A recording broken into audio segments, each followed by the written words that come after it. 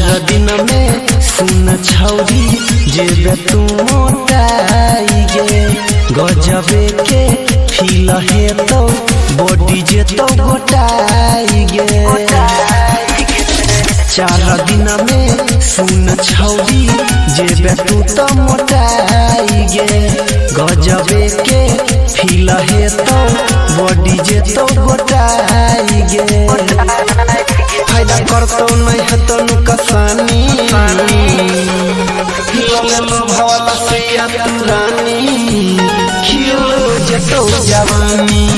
लोले लो भवाला से तुरानी खिलो जतो जवानी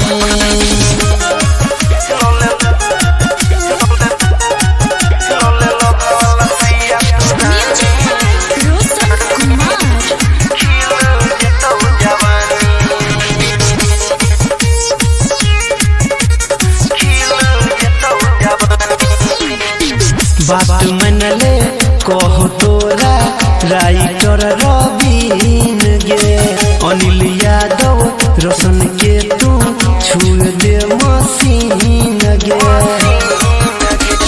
बात मनले कहो तोरा बबलू परवीन गे अनिल यादव रोशन के तू छू दे मसीन गे नहीं करबो कोनो मना मानी